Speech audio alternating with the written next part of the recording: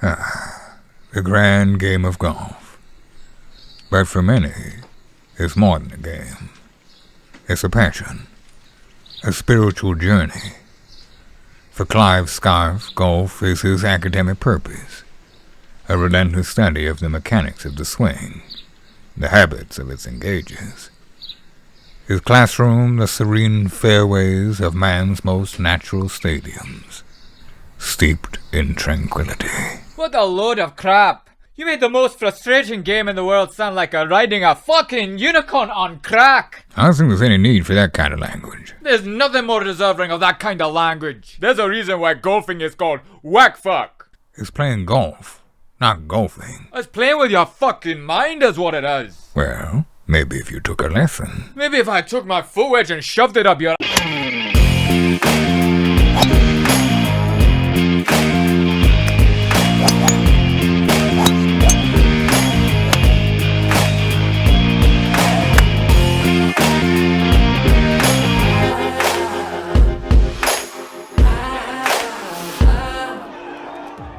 This Golf Masterclass is absolutely free. You don't need a credit card. You can watch the entire thing right here. You don't have to sit through a 10-minute sales pitch to get to the good stuff.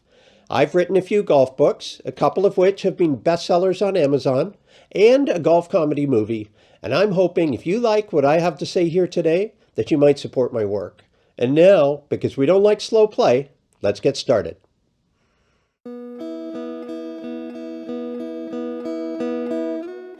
I'm going to ask you a question that you need to answer honestly, just to yourself. How you answer dictates whether you should keep watching or not. The question is, which golfer are you? The one who wants a beautiful swing, the one who wants lower scores, or a yahoo? Now, you're obviously not a yahoo because you wouldn't be here now if you were. So that leaves the golfer who wants a beautiful swing or lower scores. And no, all of the above is not an option because that would bring Yahoo back into the equation, right? Right? Okay, back to the question. Here's 5 seconds to think about it.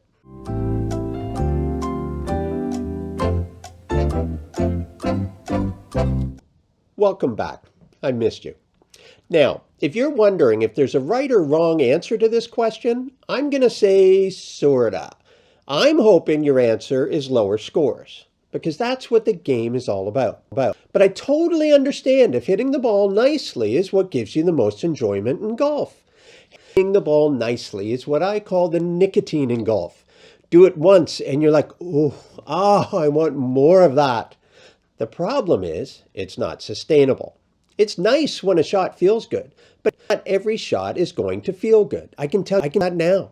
And if you think every shot should feel good, well, on that I like to quote Ben Hogan, certainly the best ball striker of his era and arguably of all time, who said, out of 10 shots, I expect 3 to feel good.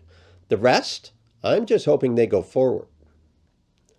That one quote brought everything into perspective for me, even after years of teaching. The shots don't have to feel good. It's a game. Lowest score wins. In tennis, a shot could come off the frame of your racket and barely drop over the net to win a match. You don't care. In hockey, the puck could deflect off the shaft of your hockey stick and score. You don't care. But in golf, you could hit one along the ground and in for a hole-in-one and you're all depressed it wasn't a good shot. Get over it. It doesn't really matter. If you're only concerned about ball striking, which is fine, go watch my Hit Down Dammit videos. They will teach you everything you need to know. But if all you care about is ball striking, you lose your right to complain about your score. And what fun is golf if you can't complain about your score? Right? You're still here. So that means you do actually care about lowering your scores. This might sound trite, but just telling yourself your score is going to be your priority is a big step. Now, let's get to work on lowering your score. The first thing I have to stress is it doesn't matter how you do it. It doesn't matter how you shoot lower scores, only that you shoot them. There's a weird kind of perception of respect in golf, where people imagine they have to be seen as a good ball striker in order to get respect. The opposite is true. The so-called good ball striker that you just beat by 6 shots will respect the hell out of you. And you, even you, will be so high on your win that you'll forget to sulk over the couple of shots you failed to pure. It's about score, it's about score, it's about score. If it was about pretty ball striking, Ernie Els would win a dozen Masters. He didn't win any, because someone always shot a lower score than he did. If you're in it for respect, find ways to lower your scores. Sit back and watch what happens.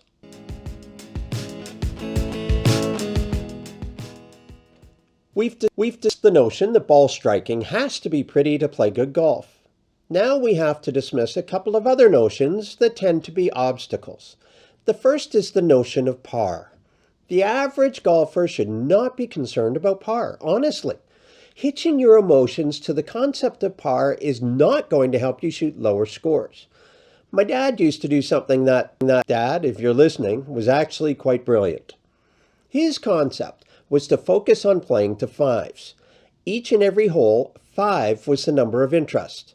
5 on a par 4 is eminently doable. 5 on a par 5 is possible, and a 6 is not a bogey, but just 1 over 5s. Even a 7 is not the end of the world, as you're probably going to make a 3 somewhere, which balances out your 7. 7 plus 3, even 5s. Even 5s, 90. 1 under 5s, and you're in rarefied air, having broken 90. And it doesn't matter what level of golfer you are. If you're genuinely trying to break 80, aim for 11 under 5s. Don't think how many over par you are. Focus on how many under 5s you are. Want to break 100 for the first time? 9 over 5s will do it. Or you could amend the strategy to 6s. But the moral of the story is, if you want to lower your scores, you have to stop focusing on par. You just do. Par is for the best players in the world. And that's not an insult to you, unless you think you are one of the best players in the world. Focus on lowering scores, and you may just become one of those who could and should focus on par.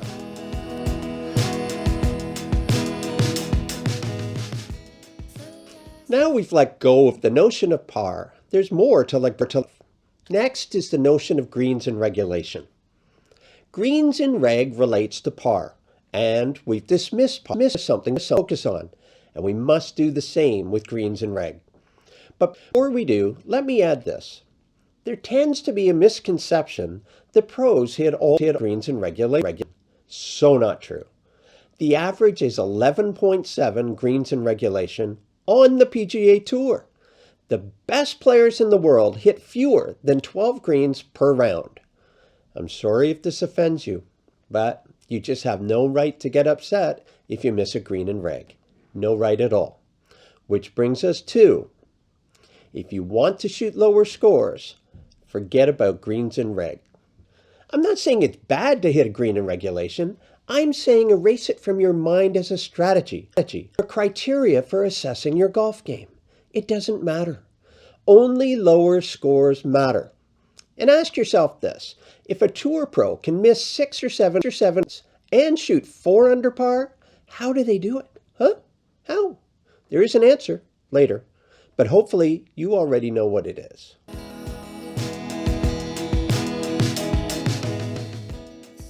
One more notion to get rid of, that you must play great to shoot those scores. No, you don't. Years ago, I wrote an article for a newspaper that actually garnered hate mail, if you can believe it. And I'm convinced that those who sent the hate mail never even read the article. The article was titled, "Play Mediocre Golf." So now listen, and I'll tell you exactly what I mean by that. Most golfers don't struggle because of a lack of great shots. They get into trouble thanks to an abundance of bad shots. What's the point of a great drive if you follow it up with a shanked 5-iron? What's the point of a great approach shot if 3 putts come next? Listen to the next part closely, and I mean this. What if you hit a mediocre drive, followed by a mediocre iron shot, a mediocre chip, and 2 mediocre putts? 5. And what if you were mediocre every single hole? Guaranteed 90. Aim for mediocre. My point is that mediocre done consistently will actually produce great golf. Interesting, isn't it? And that doesn't even allow for the occasional first putt that goes in or great chip that gets you to gimme range. There's your 85. But if you go in thinking every single shot has to be great, well, A, it won't be, and B, you destroy your chance to shoot lower scores as soon as you step onto the first tee. In summary, in order to shoot lower scores, you do not need to focus on pars, do not need to hit greens in regulation, do not need to hit every shot great. In fact, let's modify the above to say, you must not focus on par, you must not focus on greens in regulation, you do not need to hit every shot great. In fact, you do not need to hit any shot great. Your singular goal is to shoot lower scores, no matter how, but without cheating. In golf, the lowest score wins the tournament, the match, the Nassau, the hole. As my dad used to say, there's no pictures on the scorecard. What we've talked about so far, I consider to be as much practical as psychological, but we'll call it psychological. Now, let's move on to the overtly practical.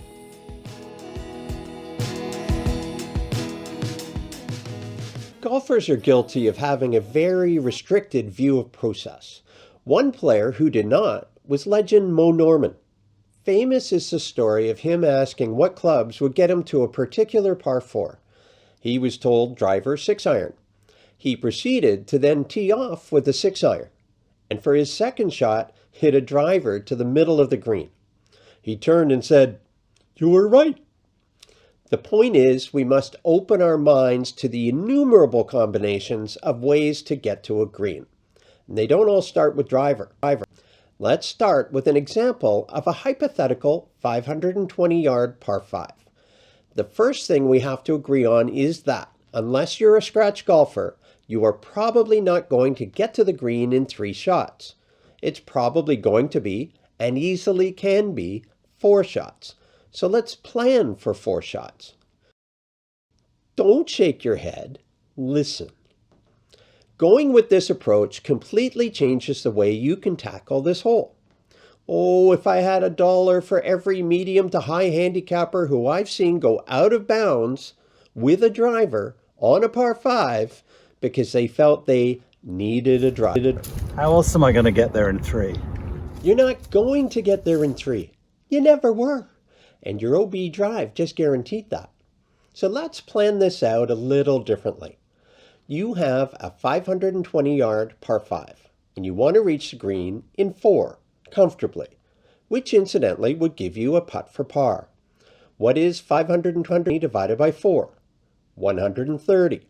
Hypothetically, you can get there with 4 130-yard shots. A little different than thinking you need a 250-yard drive, 200-yard second shot, and 70-yard approach shot. Now, I'm not saying you should hit 4 130-yard shots. I'm not even recommending it. I just want you to see things differently. I'm going to guess that for a great many of you, you have a club in your bag that you can hit 180 yards, reasonably reliably. It might be a wood, might be an iron. As long as you're reasonably confident with it, let's use it. 520 minus 180 equals 340. So let's say you hit your 180-yard club, and we're now down to 340 yards, and we have 3 shots left. Let's go next with your 150-yard club.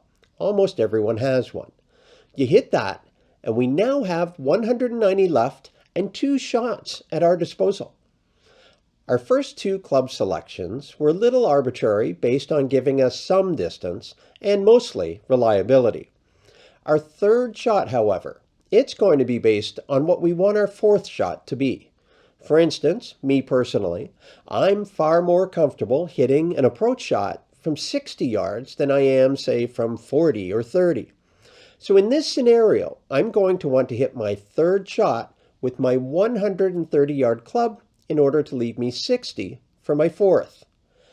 Thanks to course management, I've comfortably reached the 520-yard par 5 in 4 easy shots, where the longest I had to hit was 180. And I left myself in my wheelhouse with an easy 60-yard approach. This is just one example of the innumerable permutations of reaching this particular par 5 in 4 shots. You would want to make your 4 club choices based on your strengths and your comfort level. There's lots of ways to do it. Mo might have chosen 60, 130, 150, 180, whatever works. And if you think planning to get on a par 5 in 4 that would probably have taken you 4 shots anyway is lame, go look at some of your old scorecards and circle all the par 5 double bogeys, triple bogeys, even quads. Now those are lame.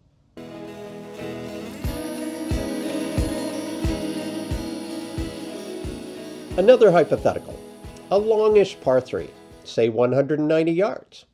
Depending on your ability, this distance may put too much pressure on your long irons and may be too short for a wood. If you're like many, 190 to 200 is a problem, while 170 to 180 could be relatively comfortable. Why go for the pressure shot when comfortable is an option? Especially if our goal is to get on in 2, walk away in 4, which is 1 under 5s. Not only do you get there almost guaranteed in an easy 2 shots, often you take most of the trouble out of the equation. Many, many, many long par 3s have a bunker right and even left, waiting for the pressure long iron that's pushed right or pulled left. Hit 1 or 2 less clubs, and you come up short of trouble and leave yourself a little run-up shot onto the green. 2 putt for 4, or if you get your approach close, 3, 1 or even 2 under 5s. The permutations of this strategy are virtually infinite, which is kind of the point. Why limit yourself to a very narrow strategy when you have so many options? To stand on the tee of a 190-yard par 3 and think your only option is a club that, if hit perfectly, will go 190 is not just limiting, it's a little nonsensical. Don't limit yourself by only doing what you think a tour pro can do. You're not a tour pro. You're a guy or gal who wants lower scores. And you can have lower scores. But you have to open your mind to creative ways to do that. In our next section, we talk about aim, the need to do it, and how.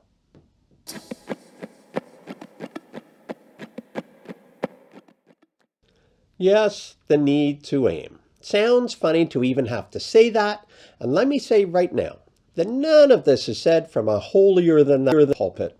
Pretty much every single mistake I talk about, I was guilty of at some point. I've managed to make a living from studying these mistakes and coming up with ways to address them. And I think we all have been guilty of standing on a tee box, positioning ourselves between the markers, and swinging, without truly aiming at anything.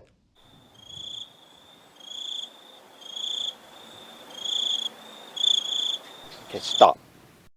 Now that we've got your pre-shot routine down to under 5 minutes, it's time to ask, what are you aiming at? What do you mean? It's not a difficult question. What are you aiming at? The fairway. There's 4 acres of fairway out there. Are you just aiming for 4 acres? Yeah? Aim for something. In tennis, they're not just aiming for the service box, they're aiming for 2 square inches of it. In basketball, they're aiming for a specific spot on the rim. In hockey, they're not just aiming for the net, they're aiming for a postage stamp above the goalie's shoulder. I don't know hockey. Don't be a dick. Don't just aim for the fairway, aim for a tree off in the distance. And don't just aim for a tree, aim for a branch. Better yet, a leaf on that branch. If you aim for the fairway and you miss the fairway. If you aim for a sprinkler head and you miss, you're still in the fairway. You follow? That was very Robert Shaw. Yeah? I was going for that. Now, come on. Okay, I'm aiming. What are you aiming for? See that ground under repair sign slap dab in the middle of the fairway? Now, don't just aim for the sign. Aim for a word or even a letter in under. Never mind that. I'm aiming for printed in Japan. Attaboy. The body responds differently when it has purpose. An aim has purpose. On the tee box, most don't aim at all. And those who do aim just aim for the fairway. Not good enough. Aim for a discoloration in the fairway, a sprinkler head, a sign, a tree off in the distance. Aim for something. As my character says in the film, if you aim for the fairway and miss, you miss the fairway. Aim for a sprinkler head and miss, and you're probably still in the fairway.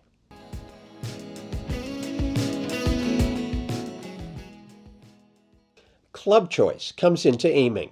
First, you're obviously going to be more accurate with shorter clubs. Duh. But think about the hole you're playing. Think about Subdivide and Conquer. If a 200-yard drive brings you to a big flat landing area, and a pounded 250-yard drive brings you to a narrow neck of the fairway guarded by a gnarly fairway bunker, hello, look for that big flat landing area. Choose the appropriate club and aim for it. If that big flat landing area is on the left side of the fairway, stand on the right side of the tee box, and vice versa if it's on the right. More on that coming up soon when we discuss angles. I'll also mention aim again when I discuss putting.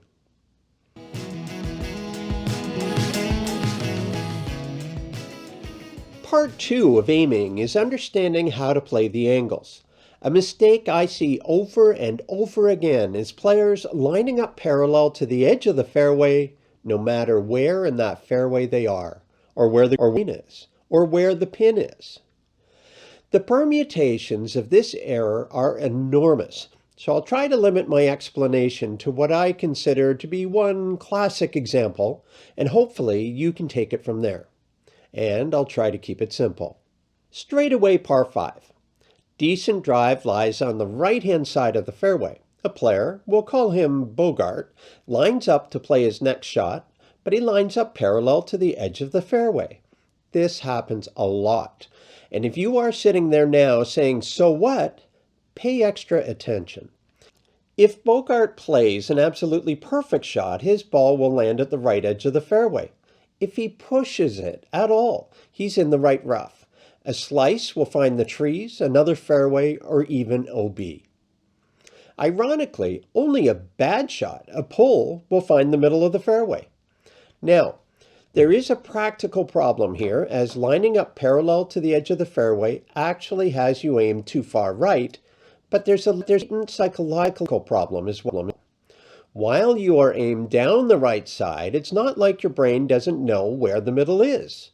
This often leads to an unwitting effort to steer to the middle, creating an outside to in swing which causes a slice. Aim to the right and slicing, not a good combo. So where, in this scenario, should you aim? The answer may surprise you. You should aim for the left side of the fairway. In this way, you open yourself up to the vast majority of the fairway. In the first example, your back is to most of the fairway. All this fairway, and you've got your back to most of it. Many golfers, when trying to correct this mistake, then aim for the middle. Definitely better and seemingly logical. But it's still not enough.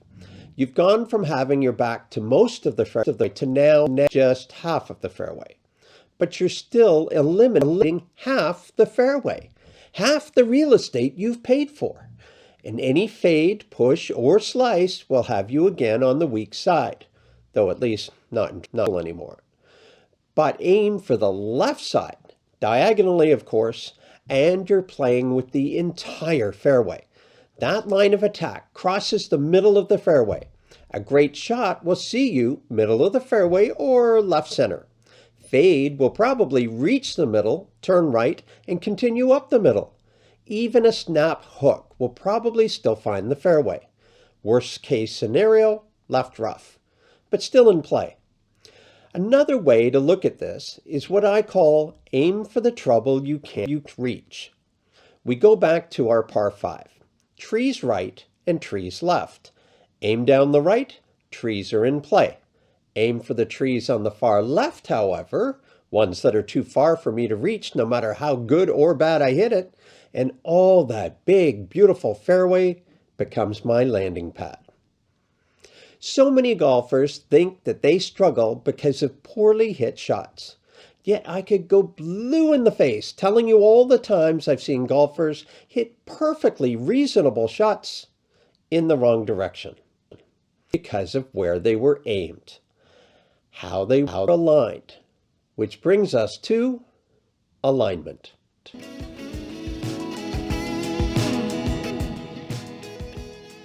While still blue in the face, I'd be a rich man if I had $1 for every golfer I saw hit a ball exactly where they were aimed, but didn't know they were aimed there, usually too far right. Part of this is poor perception of aim, but all too often it stems from the complete fallacy associated with lining up with our feet. You've seen it. You've probably done it. Line the club up at your feet, pointing to the target. This is done with reckless abandon, and it is reckless, and you should abandon it. You are not going to hit the ball with your feet. If your feet are aiming at the target, your club cannot possibly be. In a game where accuracy is so important and hard to achieve, we cannot afford to line up wrong. Ironically, only a bad shot could hit the target if you are aimed away from the target. Now, I can hear some of you already, and I've had people, some of them very intelligent people, say the same thing. So what? I only missed by a couple of feet. No! Let me repeat that. No! Wrong, wrong. Mayor of Wrongville, wrong. You are not misaligned by 2 or 3 feet. You're misaligned by 2 or 3 degrees or more. As soon as you line up with your feet, you are changing the angle you are hitting on. This means not only will you miss, but the further the ball travels, the more you will miss by.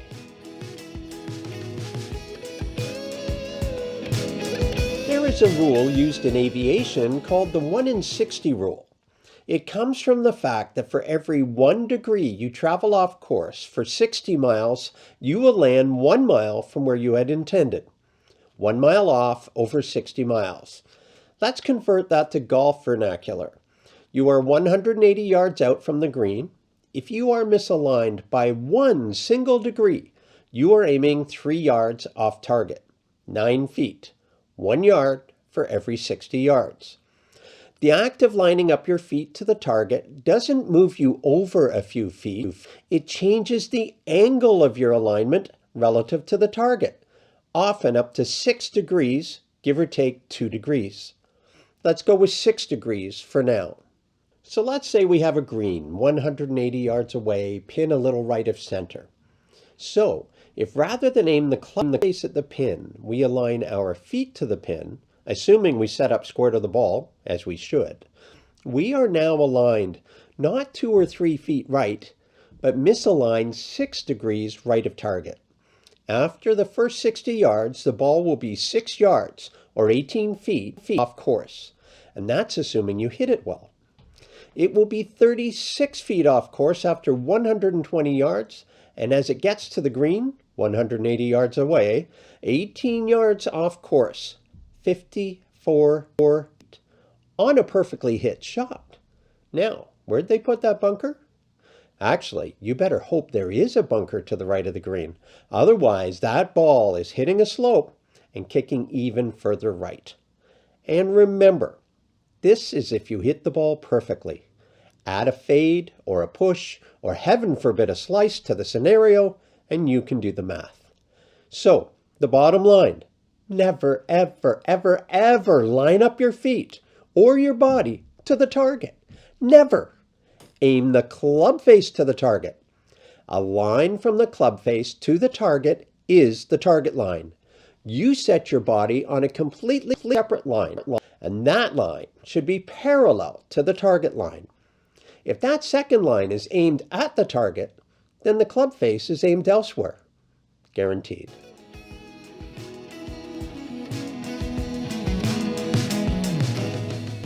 Another note about tee boxes. Sometimes they themselves are misaligned. Watch for this. If you are consciously aiming for something down the fairway, it shouldn't be an issue. But if you habitually line up square with the tee box, it's going to be a problem. Same thing with tee markers. Often grounds crew are in a hurry. They have to move all the markers and mow and then drop the markers back.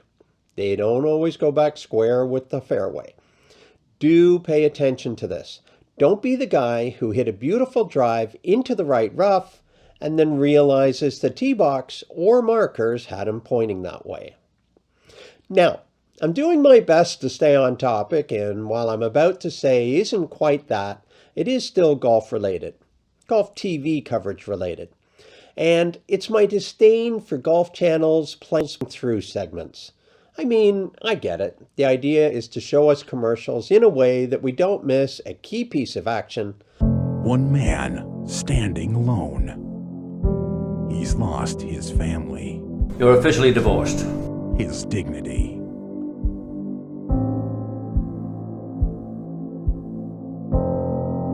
his golf ball. Can this man stand to lose the only thing he has left? Somebody on town council wants to shut down the golf course. I haven't even unpacked, and they want to close it. Why You Suck at Golf, the movie. Rated G for golf. But somehow it just seems messy and a bit cheesy, and certainly not something I'd ever do. Okay, got that out of my system. Now where were we?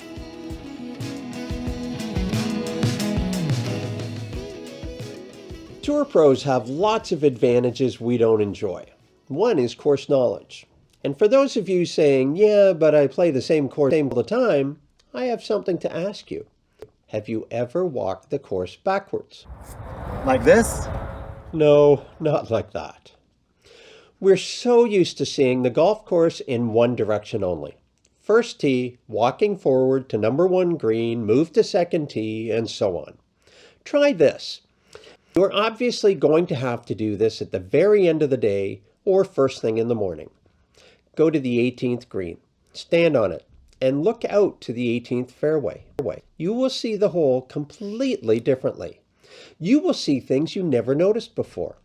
An example, a pond in front of the green. From the fairway, as you go to hit your approach, you may only see water, then green.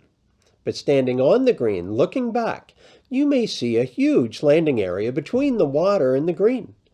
Whereas from the fairway, that landing area was hidden. You'll also note where the fairway is widest, narrowest, and its slopes. There's a par 3, the 4th, on my home course. Plays about 190, water right, bunker and sharp slope left that falls into garbage, or if you're lucky, the 3rd fairway. It kind of demands a perfect 190-yard shot to hit and hold. From the tee, all you see is rough, water, and a seemingly tiny crowned green. But stand on the green, and look back. Holy, there's an entire mini pseudo fairway there leading up to the apron. You'd never see it from the tee. And here's the cool part. While it might take a perfect 190-yard shot to hit and hold the green, a mediocre 150-yard shot reach this area, which is sloped down toward the crown green. All you need to do is reach the beginning of this landing area, and your ball will kick and roll down toward the green. Chip and 2 putts, and suddenly this intimidating par 3 has you 1 under 5s. The real point being, you see this stuff when you walk the course backwards. Start on 18 green and start walking toward the 18th tee. Then move to the 17th green. Look around. Then walking toward the 17th tee, and so on. Take notes, take pictures. You'll see your course in a revealing way, revealing opportunities to shave shots off your score.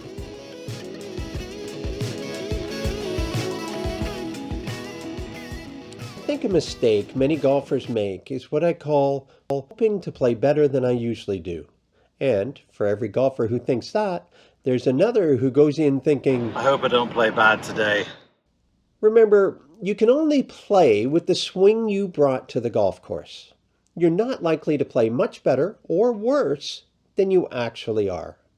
Don't be the 18 handicapper who hopes to shoot par today or fears shooting 100. Be the 18 handicapper who expects to shoot 18 over, has fun doing so, and over time starts shooting 17 over or 16 over. Then, when you're a 16 handicapper, be the 16 handicapper who maybe shoots 15 over, and so on.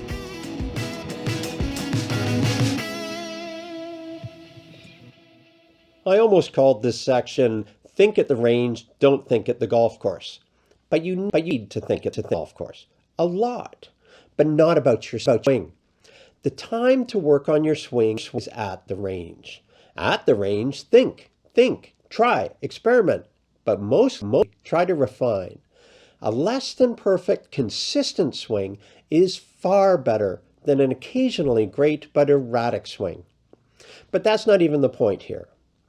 The point is, think about your swing all you want at the range. Don't think about it at all on the golf course. On the course, you should be thinking about aim, club selection, rhythm, wind, landing areas, subdivide and conquer, how you are relative to fives, speed and distance on the green.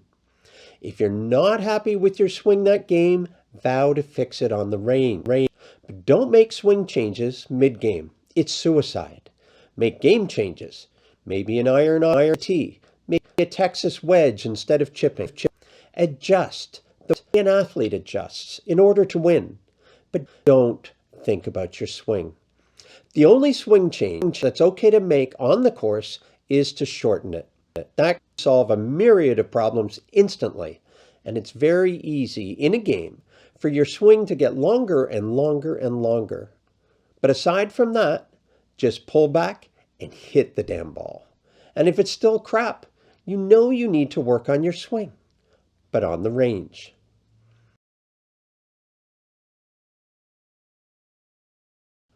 Here are a couple of tips you can use on the course that don't involve thinking about your swing.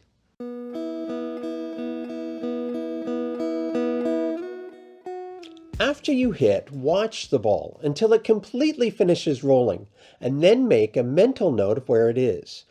Too many players look away when the ball is mid-flight, especially if it's a bad shot, and those are the shots you have to watch the most. Pay attention to the angle the ball was traveling on. Watch it stop rolling completely. Then note what is near, a marker, a funny-looking tree, anything. There's nothing worse than the extra shots a lost ball incurs, especially if the ball wasn't really lost. You just didn't know where it went.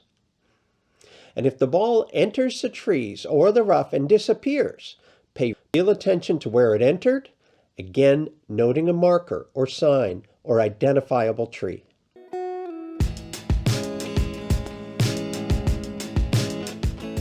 You will thank me for this one. Walk in the line the ball went. Example, you hit a tee shot that travels diagonally into the left rough.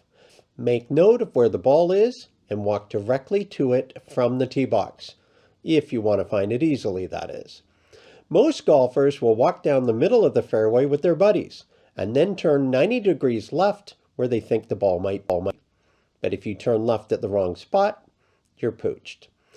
If you don't immediately find your ball, you start doing the is it further up, is it further back dance. And for whatever reason, most assume it's further up. It usually isn't. If I had $1 for each time I've had to pat some Bogart, I don't think you hit it that far.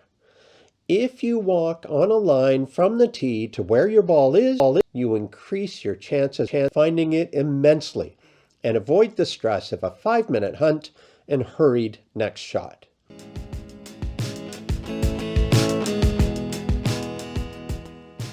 I want to talk for a moment about something critical to the golf swing, yet rarely discussed and even more rarely explained, and that is acceleration. Swing speed is often talked about, clubhead speed too, of course. But club head speed is pretty much irrelevant if the club head is not accelerating at impact. That is to say, increasing in speed at impact. A club head that is going 80 at impact, but that is accelerating from 70 to 80 miles per hour at impact, will hit a much better shot than a club head that is going 90 miles per hour at impact, but that is decelerating from 95 to 90. To understand the importance of this, let's consider a race car driver approaching a curve. The professional race car driver will always slow prior to a curve and accelerate into it. The act of accelerating helps them hug the curve of the turn. You'll never see a professional driver do what I'm about to describe. So now let's shift our vision over to a curved exit ramp from a freeway. You often see this. The car is going too fast as it approaches the curve, decelerates, and the act of decelerating causes the car to veer outwards or go wide, the exact opposite of hugging the curve. The decelerating clubhead does this too.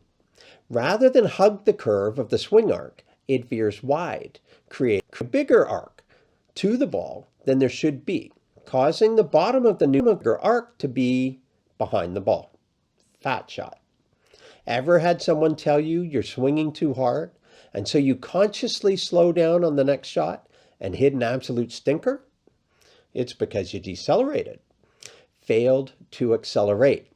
If we're being technical, we should never tell someone to slow down. We should tell them to accelerate at a lower rate of speed.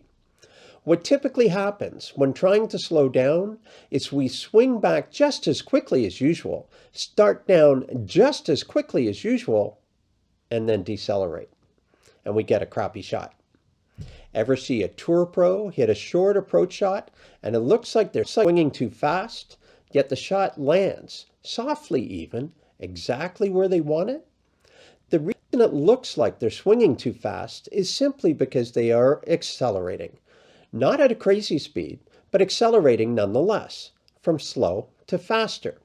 So remember, something increasing in speed from 1 to 2 miles per hour is still accelerating. Something decreasing in speed from 100 to 90 is decelerating. 90 miles per hour clubhead is absolutely useless if it's decelerating to 90 rather than accelerating to 90.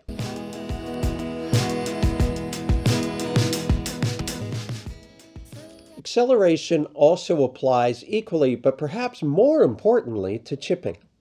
So many flub chips are caused by a decelerating clubbing, trying to hit the chip softly. Easy cure, by the way, shorten the backswing on your chip shot. Most golfers have way too big a backswing on their chip shots, but thinking they have a short backswing. But it's only short relative to their driver swing. It's way too big for a chip, and then the default adjustment is to decelerate. Next time you are at the chipping green, try chipping with what you consider to be too short a backswing. Your reaction, thinking your backswing is too short, will be to accelerate. And damn it if you don't end up hitting better chip shots. I'll leave it at that, as there's more on that in my Hit Down Damn It videos.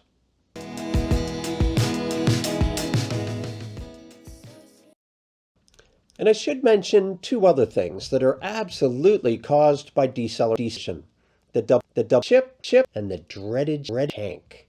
An accelerating club head will never double chip, as the accelerating club head gets out of the way, whereas the decelerating club head hangs around to hit the ball again.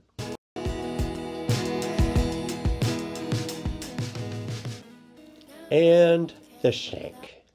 I've seen grown men virtually come to tears because of shanking, trying everything under the sun, including reciting ancient Tibetan chants to cure themselves of shanking. And then I told them to swing faster. Shank gone. Shank you very much. As I mentioned earlier, a decelerating clubhead won't hug the swing arc. It will veer wider, causing the shank of the golf club to contact the ball, rather than the club face. It really is that simple. So if you are shanking, accelerate. Even if the ball goes too far, A nice shot that shoots too far is better than a shank any and every day.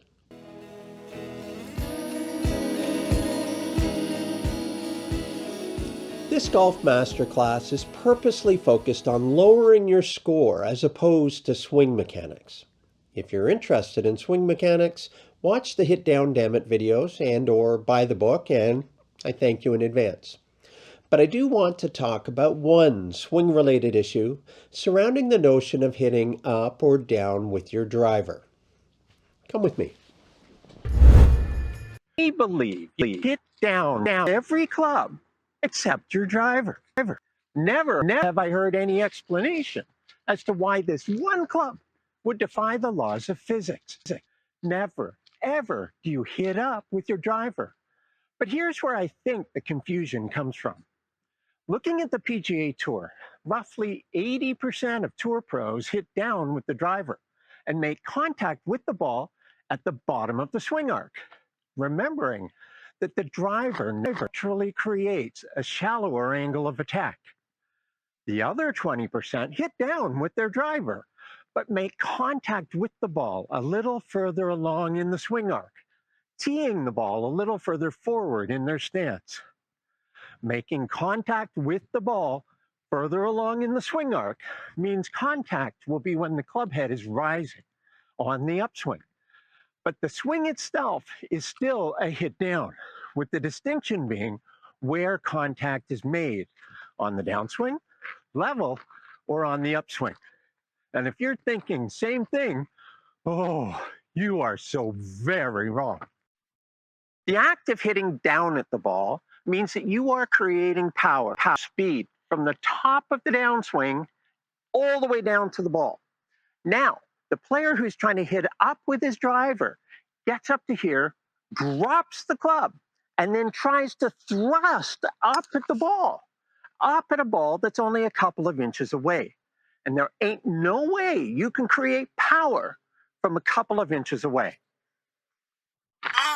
The act of trying to thrust up at the ball prevents any pronation of the club head.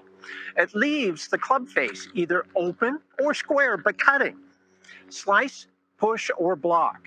That's what you get when you try to hit up with a driver. Oh, and no power.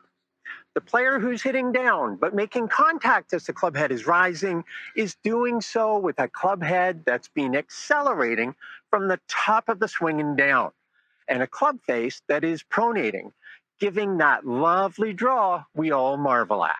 And now, as sometimes words are not enough, I'm going to demonstrate using the swing set. Hey, kid, beat it. No, Kid, I need the swing. but I'm on the swing. I was here first. You beat it.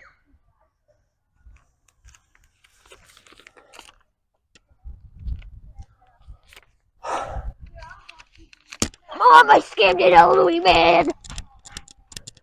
So here we have a swing. I push it from the top to create speed.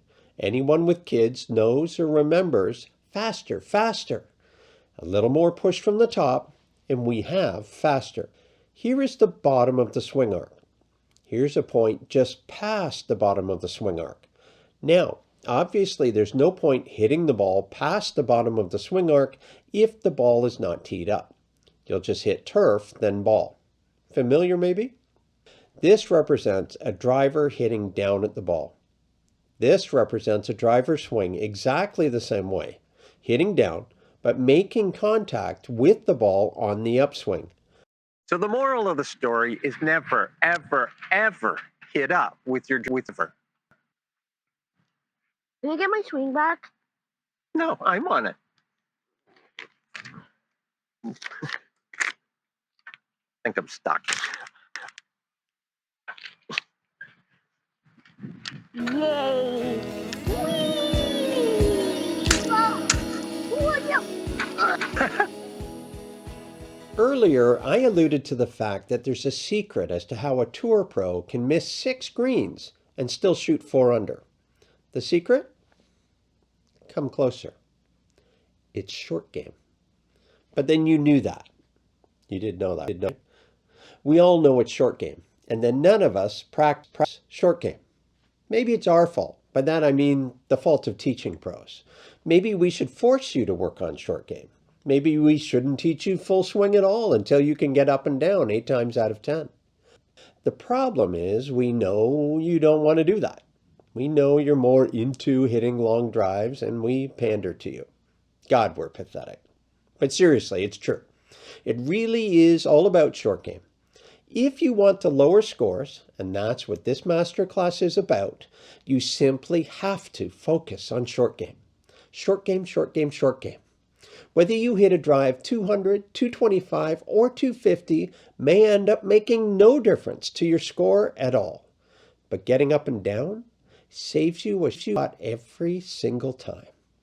Making an 8-foot putt you would have missed before saves you a shot every single time. Hitting a chip to 4 feet instead of 20 may not save you a shot every time, though it ought to, but over time it will save you a bunch. Putting is your chance to play like the pros. You may not make as many 8-footers as they do, but if you start making more than you usually do, your scores are going to come down. No more missed 4-footers, more 10-footers, no more 3-putts, instant reward, lower scores. But it won't happen if you don't work on that part of the game. You could fail to improve your long game a single iota, but improve your short game by 6 shots. The result? A lower score by 6 shots.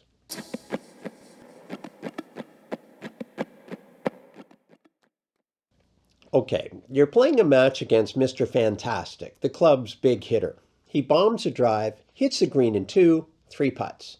You hit the green in 3, 1 putt, you win the fucking hole. Sorry, I don't usually swear, but short game is that important. We're here talking about lowering scores. Short game is how you do it. Now, how do you improve your short game? Practice, of course. And my Hit Down Dammit videos do have a complete no-nonsense section on short game, including drills. Improving your short game is doable. It just takes doing.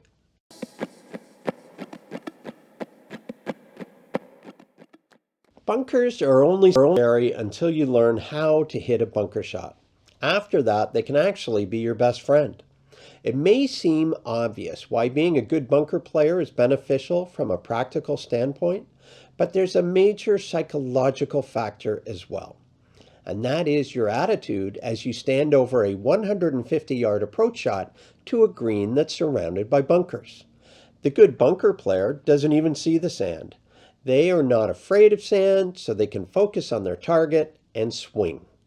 The bad bunker player, however, sees every single grain of sand and starts reciting a Mayan birthing prayer, hoping they don't go into the bunker. The funny thing, the good bunker player is less likely to land in a bunker because they're not stressed as they swing.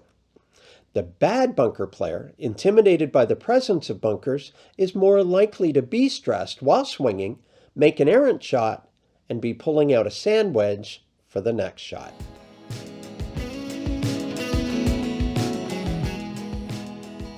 First, it's interesting that no one thinks lining their feet up to the target putting is a good idea. As important as aim is in golf, in putting there's something even more important.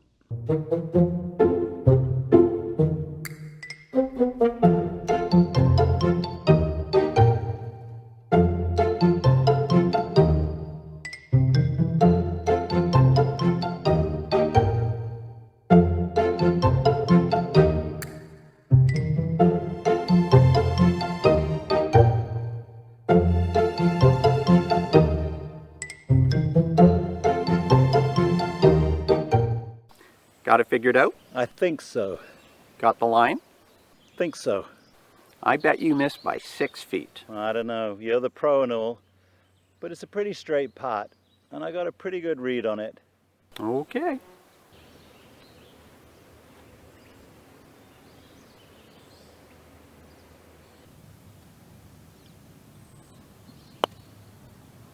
Ooh. See? See what? I nearly made it. You missed by 6 feet. I did not. But I haven't finished yet. Yeah, you had. It's interesting. Off the tee, we tend to focus too much on distance and neglect aim. In putting, we're guilty of the opposite. First, let me say that for the purposes of lowering our scores, we should be thinking 2 putts on every green. 1 putt is fantastic. We'll take it. But we can't putt with the mindset the first putt ought to go in. And we should putt with the mindset that the second putt must go in. Let me also say this. For most golfers, their sense of aim in putting is reasonable, and their sense of distance is pure crap. This is made worse by the fact they focus on the thing they're good at, aim, and ignore the thing they're weak at, speed. As you stand over the ball, your absolute primary thought should be, how hard do I need to hit this?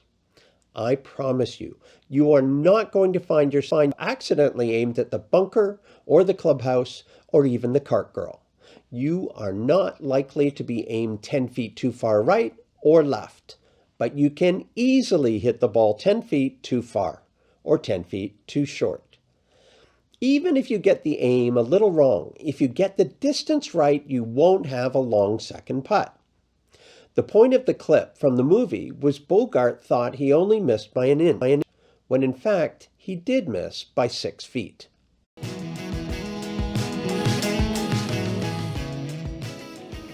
It's funny, often I get to this part of this, people get up and go up in coffee. I'm not saying that's time to take a break. I'm saying we are now going to talk about break in putting. Oh, what the hell. Go get a coffee and quickly come back.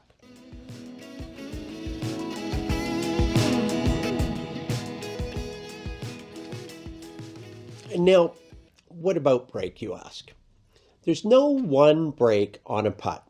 The amount a ball breaks is directly related to how hard you hit the putt.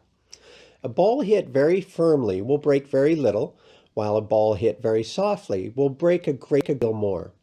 A putt that has to be hit firmly to get uphill won't break or will break minimally. This is why we like uphill putts. A putt that needs to be struck gently is more subject to break. So, no matter how you strike it, see what I did there? Distance or how hard you are going to hit the ball is the most important thing in putting.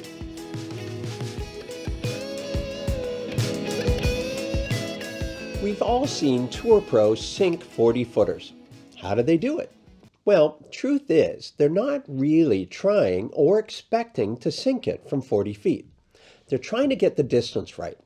And when they do that, and happen to get the aim just right too, it goes in. It's that simple. And the same thing will happen for you. If you focus on distance, you'll get the ball closer. And when your aim happens to be bang on as well, there's your one putt. One more word on aim and distance in putting. Good distance will get your first putt closer. The second putt needs to go in. An aim does increase in importance. But still, speed is hyper important.